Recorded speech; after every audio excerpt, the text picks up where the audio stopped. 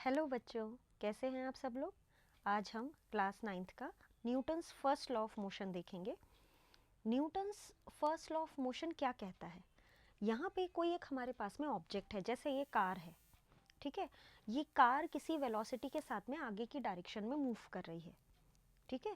तो इसका मतलब ये हुआ कि अगर वो मोशन में है तो वो मोशन की ही स्टेट में रहना चाहेगी जब तक कि हम कोई एक्सटर्नल फोर्स अपोजिट डायरेक्शन में अप्लाई करके उसे ना रोकें, ओके।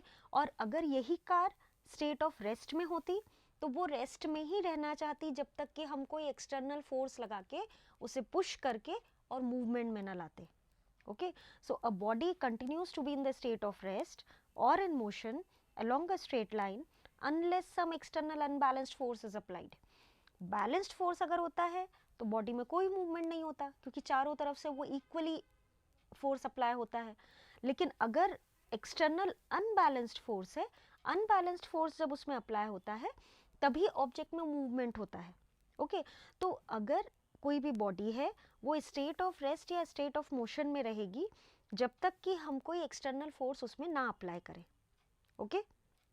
तो इसीलिए हम फोर्स को डिफाइन करते हैं, it is an external effect, external effort, okay, जिसकी वजह से बॉडी की स्टेट, साइज, डायरेक्शन सब चेंज हो सके, ओके।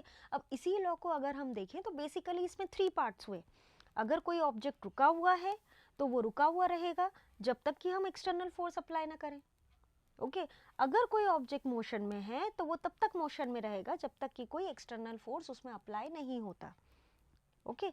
और अगर कोई ऑब्जेक्ट है जो कि स्ट्रेट लाइन में मूव कर रहा है तो वो स्ट्रेट ही लाइन में मूव कर रहा होगा जब तक कि हम कोई एक्सटर्नल फोर्स लगा के उसका डायरेक्शन चेंज नहीं करते, ओके। इसका मतलब आप ये इमेजिन करिए कि हमने यहाँ पे एक कार रखी है, ठीक है।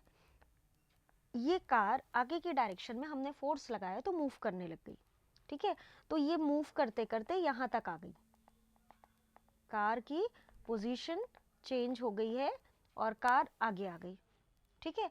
अब जब कार ये आगे आ गई है तो अब मैंने इस डायरेक्शन में फोर्स लगाया, जैसे ही मैंने इस डायरेक्शन में फोर्स लगाया तो कार इस डायरेक्शन में मूव करना चालू कर देगी, ठीक है। तो बॉडी कोई भी स्ट्रेट लाइन में तभी मूव करेगी जब तक कि कोई एक्सटर्नल फोर्स उसमें अप्लाई ना हो, ओके। इसका मतलब जैसे हमने इनर्शिया में पढ़ा था, इनर्शिया और Newton's first law of motion एक ही चीज को समझाते हैं, ओके। इनर्शिया में हमने ये पढ़ा था कि अगर कोई ऑब्जेक्ट है तो वो अपनी जो भी स्टेट है उसी में रहना चाहता है, ओके। उस पे अगर हम वो स्टेट में चेंज करना चाहते हैं तो हमें कोई एक्सटर्नल फोर्स लगाना पड़ेगा। वो ही यहीं पर है, सेम चीज़ यहीं पे है कि अगर कोई बॉडी है, अगर वो रेस्ट में है तो रेस्ट में रहना चाहती है, अगर वो मोशन में है तो मोशन में रहना चाहती है, unless and until some external forces applied on it, okay. जैसे ही हम फोर्स अप्लाई करेंगे तो उसकी स्टेट चेंज हो सकती है, उसका डायरेक्शन चेंज हो सकता है, ओके। सो देखते रहिए, लाइक करिए, सब्सक्राइब करिए, ओके। Thank you.